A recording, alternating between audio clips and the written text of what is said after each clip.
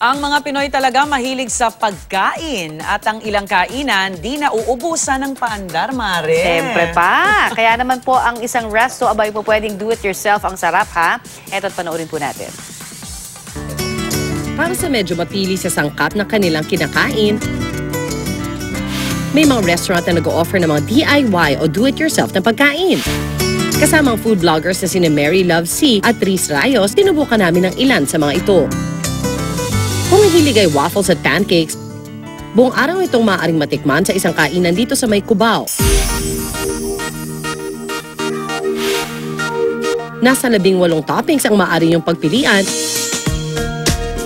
kabilang ng ilang prutas, tsokolate at ice cream. They decided to put in yung mga DIY pancakes and waffles para makita yung mga taong hindi sure kung ano yung gustong toppings or kung anong gustong ilagay sa dessert nila. Mabibili ito mula 105 pesos. Ang sarap ng waffle nila kasi crunchy yung edges. Yun yung gustong-gusto ko sa mga waffles. Yung nagawa ko siya na maganda, ang sobrang happy ko lang na maganda yung kinalabasan niya. Tsaka masarap.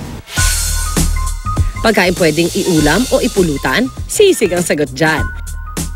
Sa kainang ito sa Eastwood, pwedeng gumawa ng sisig ayon sa sarili ninyong panlasa. For those na gusto mag-experiment, we've allowed them with different flavors to choose from. So, para meron silang, kumbaga nandun yung exciting na factor. Mamili lang kung chicken o pork ang inyong pinaka-base.